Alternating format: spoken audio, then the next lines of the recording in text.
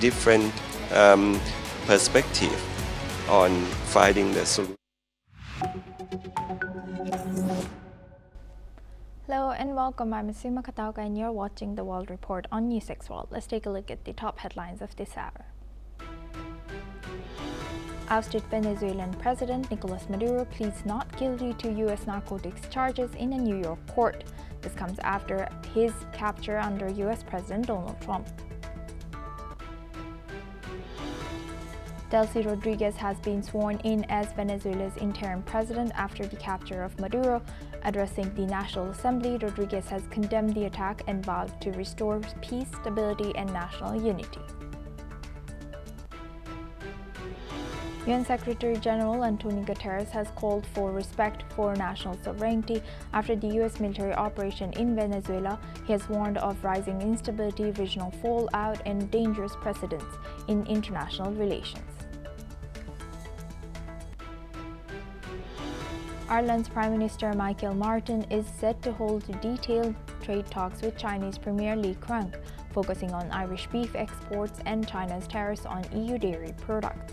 Amid strained EU-China relations, the meeting follows Martin's summit with President Xi Jinping, who called for a long-term EU-China trade framework. Greenland's Prime Minister Jens Fredrik Nielsen has called for renewed talks with the United States. This comes after U.S. President Donald Trump again suggested annexing the Arctic territory. Jordan and the European Union will hold their first ever bilateral summit on Thursday, bringing together Jordanian King Abdullah with European Council President Antonio Costa and European Commission President Ursula von der Leyen. The landmark meeting builds on the January 2025 strategic and comprehensive partnership. German Embassy Charge d'Affaires Clemens Hatch and Syria's Minister of Economy and Industry Nidal al-Shar met in Damascus to discuss expanding cooperation in industry, trade and investment. The talks aim to strengthen economic ties and attract foreign investment as Damascus seeks to revive key sectors amid reconstruction efforts. Western Japan was struck by a powerful 6.2 magnitude earthquake. Authorities issued no tsunami warnings and reported no major damage, though strong shaking was felt across parts of Shimane Prefecture. Now for this hour, we start with Venezuela. In the Venezuelan capital, Caracas, more than a dozen media workers have been detained while covering events including a march in support of ousted President Nicolas Maduro and the swearing-in of the country's new legislature. According to the South American Nations Press Association, all 14 of those detained were later released, though one was a foreign journalist who was deported. Meanwhile, former U.S. National Security Advisor says that the Trump administration has made a major mistake by not working with Venezuelan opposition leader Maria Corina Machado after capturing the president, Nicolas Maduro. According to Bolton, working with the remnants of the Maduro regime, rather than using the opposition to try and take over the government, is a major turning point and major mistake. Now for this, we welcome Mr. Jitharth Jai-Bhardwaj. He's a managing editor of the Australia Today, joins us live from Melbourne. Thank you very much, Mr. Jitharth, for joining us. Welcome to NewsX World. Now, as we don't know exactly what happened and who were the journalists who were detained from, but what more can you tell us about this? Steve, thanks for having me. Thank First you. of all, this is one of the most unfortunate incidents which we see globally, and in this instant in Venezuela, that media persons were detained doing their work. I mean, that's our workplace. If the journalists are covering incident of opposition or a event or a rally which was supporting the ousted of the former president, then that's their job. That's how we report on incidents. And in this case, just for doing their job, they were detained for hours. They were like 13 of them were released only after a few hours, and then one was deported. A foreign journalist was reported like me. This is unfortunate. This is what a dictator regime looks like, and Venezuelan government is not helping their cause by doing this to the media persons. Here in Australia, we definitely condemn this incident, and government should let journalists do their work freely and fairly. Yes, and as they gather now, trying to keep it stable, the country, and also trying to make, I think, their government look better and protect their reputation. How will this news further affect their reputation?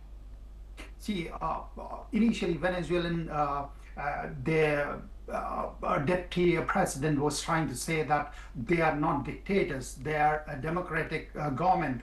After what happened today, we can definitely say that this is not how democracy looks like. In a democracy, there is a free and or for that matter in India, will not be happy about the scenes which we have seen on social media.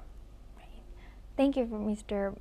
Bardwaj, for highlighting that. Please stay with us as we come back to you and now we stay in this news.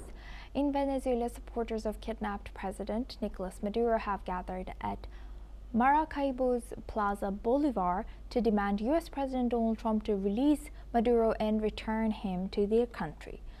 The protesters have also strongly condemned U.S. operation on their soil. Let's listen into what some of the protesters have shared. Bueno, estoy aquí desde el día que me secuestraron a mi presidente Nicolás Maduro. Estamos haciendo una vigilia permanente para que nos devuelvan a nuestro presidente Nicolás Maduro. Estamos aquí apoyando a nuestro presidente y que sea libre, que lo libere. Queremos que él esté libre. Como estamos nosotros en este siglo, viviendo libremente y del acecho, porque quieren llevarse nuestra riqueza como es el petróleo y todos los derivados de la materia prima que tenemos acá en este glorioso, bendito país como es Venezuela. No puede ser que unos extranjeros vengan para acá a llevarse a nuestro presidente.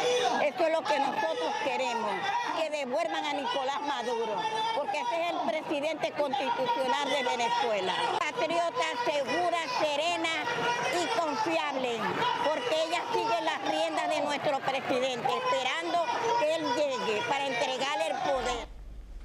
In Caracas, gunfire and anti-aircraft fire broke out over Venezuela's presidential palace.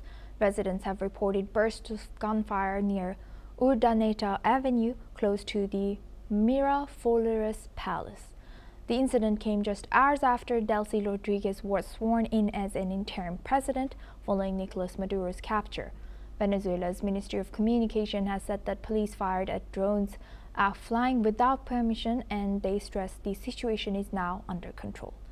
Reports indicate that the shots may have stemmed from confusion between different security units. One member called for backup, describing confrontations near the palace, before another described it as a misunderstanding. The White House has said it is closely tracking reports but confirms the U.S. is not involved. Caracas remains on edge with heightened security following the recent U.S. operation and Maduro's removal. Now for this discussion, we welcome back Mr. Chitrat Jai Bardwaj. He's a managing editor of the Australia Today, joins us live from Melbourne. Thank you very much, Mr. Bardwaj, for staying with us.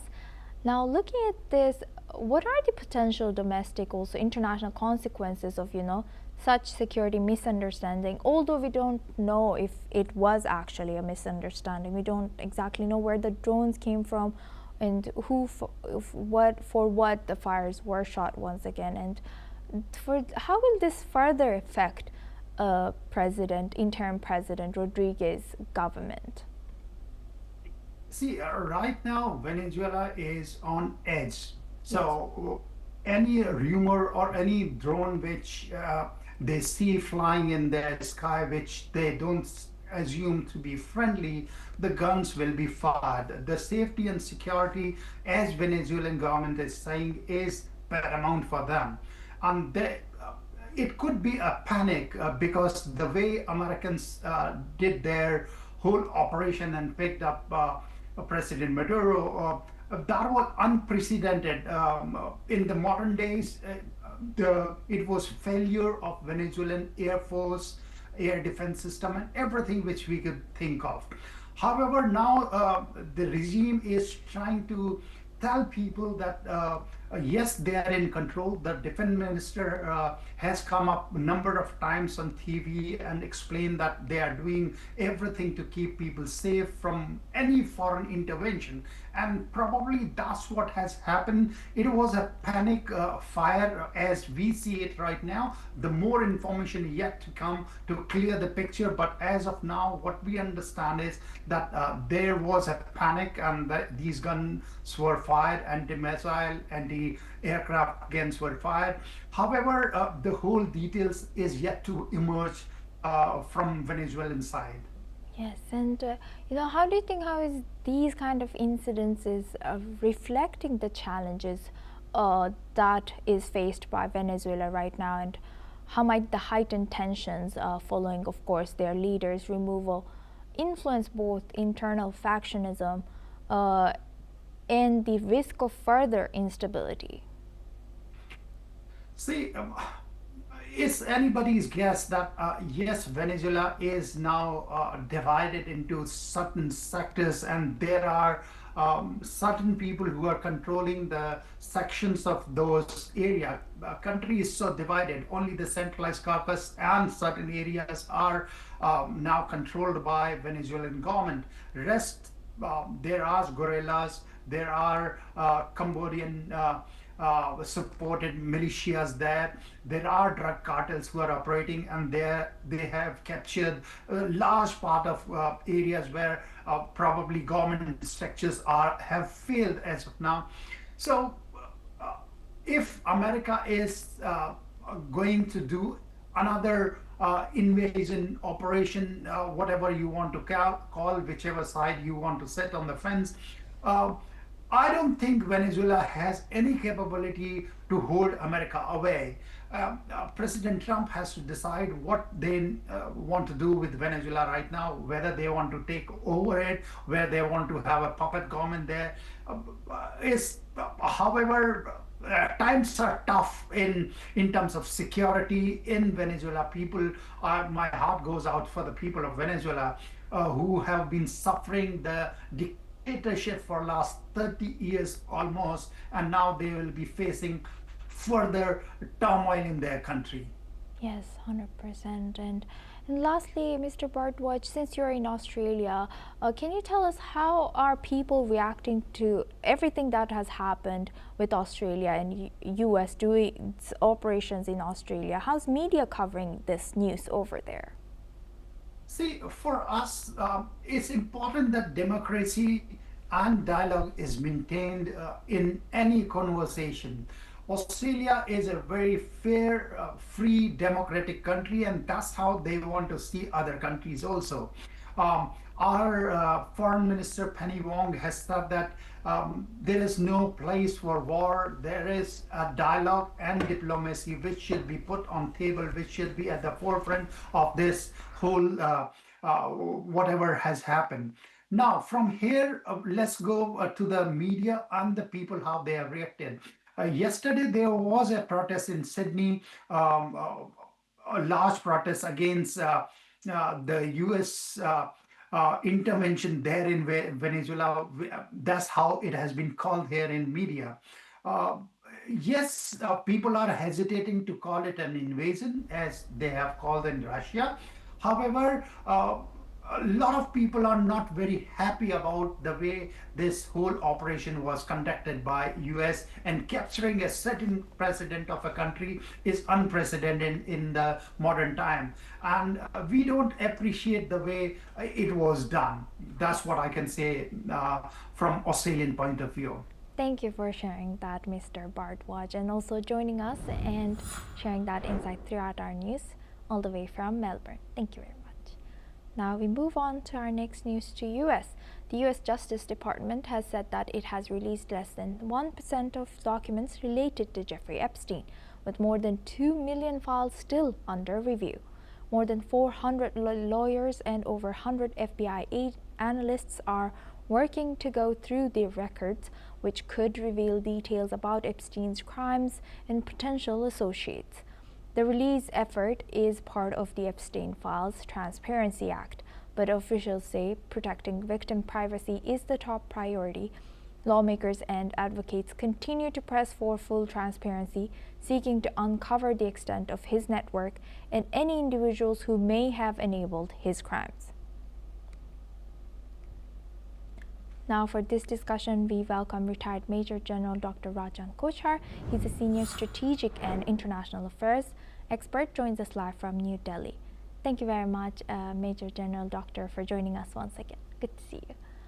Now, thank you. Now looking at this, how is this slow and partial release of Jeffrey Epstein related documents, going to be affecting the public trust in, or is already affecting the public trust in U.S. institutions and accountability of powerful individuals? As you know, they keep mentioning that they're trying to protect the victims of Jeffrey Epstein. Don't you think that they should be released, and these things should be done as much transparency as possible, so that there are no more victims of these kind of human trafficking or sex-related offenses?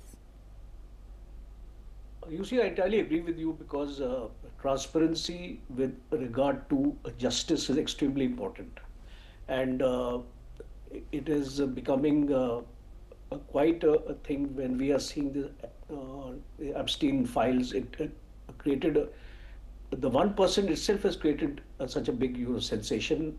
What happened when the 99% also gets underway? So I think that is a cause of concern for the US Department of Justice. They are looking at significant legal aspects, political aspects, and institutional ramifications.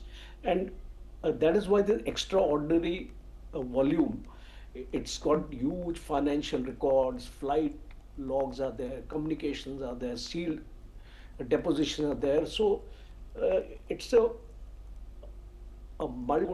sum it up that it is not exactly a bureaucratic incompetence. It is a controlled institutional paralysis, and it's a systematic stress test for the US legal institutions as of now. And full transparency, unfortunately, I would conclude by saying that full transparency will risk delegitimizing the elites and institutions alike. So possibly they want to maintain sanctity of certain institutions, which may impact national security, which may impact trust of the country in these institutions. So I think deliberately they're going slow. Right, and building on that, this controlled institutional premises, and you rightfully highlighted that this should be prioritized. But does the fact that less than 1%, even after this Jeffrey Epstein was taken to jail, and it's been years, and still it's only 1% of over 2 million documents which has been released. Does this again suggest the systematic inefficiency or lack of political will in holding these powerful, influential individuals accountable? Is US now trying to buy time with the releases, slow releases, so that the public sentiment, curiosity, pressure fizzles out? A very good question. You have actually hit the nail on the head, because that is what is happening there.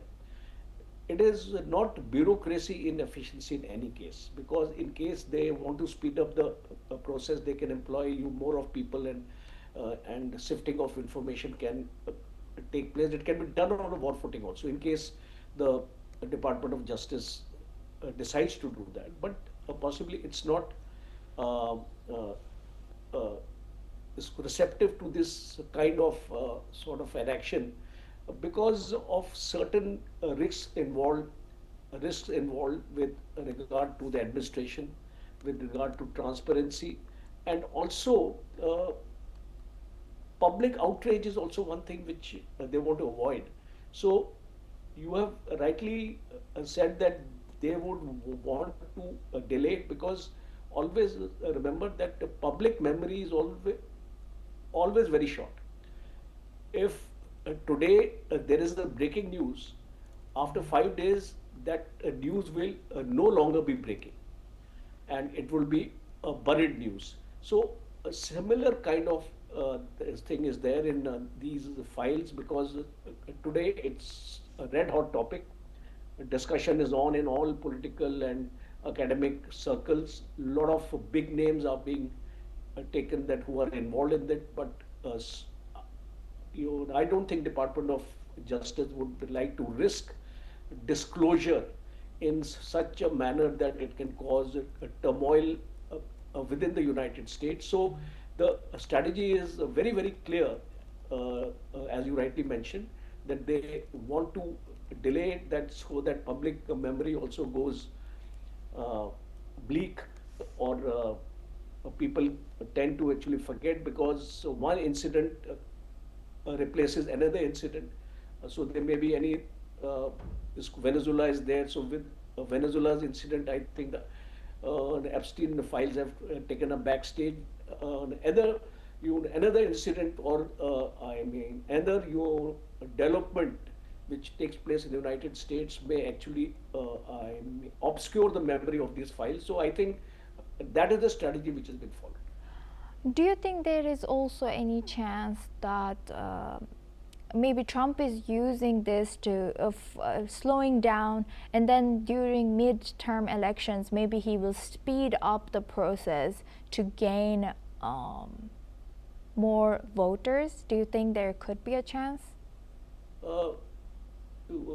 As far as my understanding is that Trump would be more interested if some information about the Democrats actually come out from these files, because he would like to delay it till very close to the elections, and when certain startling information, scandalized information with regard to some of the Democrats, he must have tasked the Department of Justice accordingly, I'm sure of it. And that kind of information can be used at that point of time to help him win the elections, because if you understand how Trump works and how his strategies are planned, it would not be beyond him to follow this path. With that, I would like to thank Dr. Major General Rajan Kochhar for joining us once again and sharing that insight throughout our news. Thank you very much. Now we move the focus on to Asia. At least 14 people have been killed after flash floods swept through Indonesia's North Sulawesi province, with search operations still underway for those missing. The floods were triggered by heavy rainfall on the remote island of Siau, where 4 people are still unaccounted for, and 18 others have been reported injured. However, rescue teams have been deployed while roads in affected areas remain buried under mud, rocks, and debris, slowing access to several communities there. Meanwhile, around 444 residents have been evacuated to schools and churches as excavators have been brought in to clear blocked roads. Hundreds of homes and government buildings have been destroyed as the disaster struck during the peak of Sulawesi's wet season, raising concerns of further flooding the weeks ahead. Now we move on to our next news. The Offline Communication Department of UK has questioned Elon Musk after reports that Grok's AI is being used to create sexualized images of children. Images that degrade children and women, including pictures where clothes are digitally removed, are still being shared on X, even though the platform says it will suspend users who create this kind of content. At the same time, politicians and women's rights campaigners say that the UK government is not taking measures regarding this issue. They are upset that law passed 6 months ago, which makes creating these kinds of intimate images illegal, still has not been properly enforced.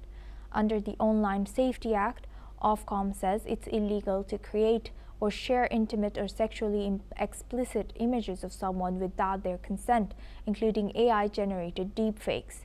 Tech companies are also expected to take proper steps to reduce the risk of UK users seeing this content and to remove it quickly once they are told about it. That's all we have time for. Keep watching NewsX World for more news updates from around the world.